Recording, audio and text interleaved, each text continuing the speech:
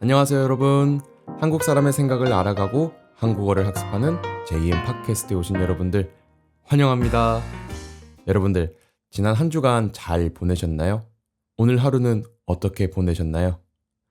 저는요, 지난 한 주 동안 어, 꽤나 힘들게 보냈습니다. 여러분, 억가를 당하다라는 표현 아시나요? 억가를 당하다라는 말은요, 뭘 해도 안 되는, 네, 저는 뭘 해도 안 되는 한 주를 보냈습니다.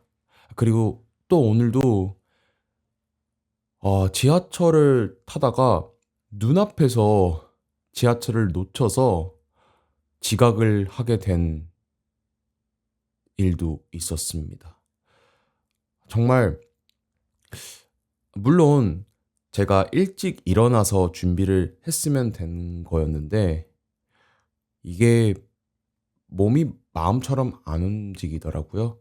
그래서 뭐 제 스스로 느끼기에는 제 잘못도 있는데 그래도 눈앞에서 지하철 문 닫히는 거는 너무 네, 힘이 들더라고요. 짜증이 났었습니다. 왜냐하면 그 전에도 그렇게 비슷하게 억가를 당한 일들이 많이 있어서인지 이번 한 주는 뭘 해도 안 되네. 이렇게 하루를 그리고 한 주를 보냈던 것 같습니다. 여러분도 뭘 해도 안 되는 날이 있으신가요? 저처럼 억가를 당하신 적이 있으신가요? 네, 있으시다면은 댓글란에다가 남겨주시면 감사하겠습니다.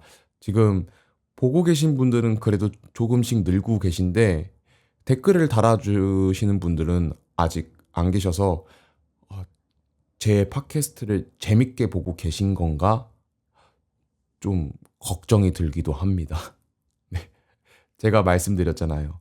제가 걱정이 좀 많은 편이라고.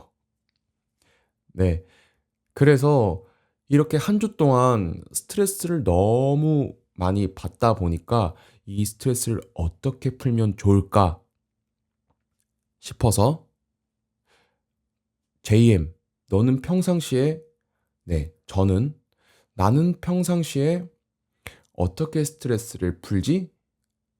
저한테 질문을 해봤어요. 그런데 참 웃긴 거는 질문을 하면서 스마트폰으로 제가 뭘 하고 있었는지 알고 계신가요, 여러분? 제가 뭘 하고 있었을까요? 배달의 민족에 들어가서 떡볶이를 시키고 있었습니다. 네. 여러분, 배달의 민족은 여러분들이 살고 계신 나라의 배달 서비스 어플입니다. 한국에서는 배달의 민족, 쿠팡이츠, 그리고 요기요 이렇게 있고 또 지역 활성화를 하기 위해서 또 어플이 하나 있는 것 같은데 이름은 제대로 기억이 안 나네요. 아무튼 해외에서는 우버이츠와 비슷한 배달 어플입니다. 거기서 엽기 떡볶이를 제가 검색을 하고 있더라고요. 아, 나는 스트레스를 받으면은 매콤한 음식, 특히나 떡볶이로 스트레스를 해소를 하는구나, 라는 거를 그때 깨달았습니다. 여러분들은 스트레스가 많이 쌓일 때 저처럼 이렇게 매콤한 음식으로 스트레스를 푸시나요? 아니면은 어떤 방식으로 스트레스를 푸시나요? 운동을 한다던가, 러닝을 한다던가, 아니면 등산을 한다거나, 독서를 한다거나, 음악을 듣는다거나, 이렇게 스트레스를 푸시는 분들이 다양하게 있으실 것 같은데요.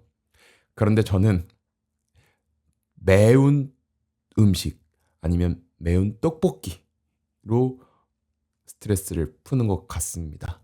그래서 오늘은 매콤한 떡볶이에 대해서 여러분들과 이야기를 나눠보고 싶은데요. 원래 이 떡볶이는요, 지금처럼, 지금의 형태죠. 지금의 형태처럼 빨간 떡볶이가 아니었습니다.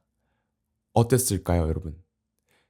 떡볶이는요, 원래 조선시대에 간장 떡볶이라고 고기랑 채소랑 같이 섞어가지고 낸 궁중 음식이었습니다. 한마디로 왕가에서 먹을 수 있었던 음식이었습니다. 귀족들이 먹을 수 있는 음식이었던 거죠. 그러다가 이제 세월이 흐르고 이 빨간 떡볶이가 대중들에게 널리 보급되기 시작한, 널리 알려지기 시작한 때가 1950년대 신당동에서 즉석 떡볶이가 있습니다. 그때부터 알려지기 시작했다고 합니다. 지금도 신당동에 가면은 원조 할매 떡볶이라고, 네, 그쪽이 아마 제일 처음으로 매콤한 떡볶이를 대중화시킨 곳으로 알고 있습니다. 확실하진 않지만 여러분 혹시나 더 궁금하신 분들은 네이버나 아니면 구글에다가 검색하시길 추천드립니다. 저도 검색을 하다가 알게 된 사실입니다. 100% 정확할 수는 없다는 점 양해 부탁드립니다. 네. 아무튼 그렇게 빨간 떡볶이가 대중화가 되었는데요. 이 빨간 떡볶이는요, 제가 초등학교 때 저의 소울푸드였습니다. 항상 방과 후에 컵떡볶이라고 조그마한 종이컵이 있어요. 그리고 그것보다 조금 더 큰 길쭉한 종이컵이랑, 그리고 스티로폼 형태로 된 컵이 있거든요. 널찍한 거. 이 세 가지 버전이 있는데, 조그만한 일반 종이컵은 300원, 그리고 기다란 건 500원, 널찍한 스티로폼은 1000원이었습니다. 1000원은 가끔씩 친구 어머님이 사줄 때만 먹고, 되게 300원짜리나 500원짜리를 많이 먹었던 기억이 있습니다. 그 이후로는 이제 엽기 떡볶이와 같은 이런 프랜차이즈들이 많이 생기기 시작합니다. 그러면서 매운 떡볶이 전성시대, 이제 사람들이 너나 할 것 없이 떡볶이를 즐기는 시대가 이제 오게 된 거죠. 물론 그 전에도 즐겼지만 이제는 이 떡볶이라는 게 어떤 이미지가 됐을까요? 엽기 떡볶이로 이 떡볶이의 트렌드가 바뀌었다고 해야 할까요? 예전에는 학교 앞 분식, 간식으로 먹을 수 있는, 그리고 집에서 어머니들이 해주시는 그런 간식으로 여겨졌다라면, 지금은 이제 배달 음식으로서 짜장면과 같은 포지션으로, 네, 뗄래야 뗄 수 없는 이런 좀 필수적인 요소로 대중들한테 이미지가 바뀐 것 같습니다. 이렇게 매콤한 떡볶이 음식이 유행하면서 이 시장을 또 대항하기 위해서 다양한 떡볶이들이 또 나타나기 시작합니다. 예를 들면 짜장 떡볶이라든가 아니면 로제 떡볶이, 그리고 최근이라고 하기에는 시간이 흘렀지만 마라 엽기 떡볶이라고, 마라로 만든 떡볶이도 나오기 시작했습니다. 이제는 이렇게 한국인들의 소울푸드가 된 떡볶이인데요. 여러분들은 이 떡볶이를 드셔보신 적이 있으신가요? 궁금하네요. 아니면은 여러분들이 좋아하시는 떡볶이는 어떤 종류이신가요? 저는 마라 떡볶이를 굉장히 좋아합니다. 뭔가 매콤하면서도 이 얼얼한 느낌이 너무 좋더라고요. 네.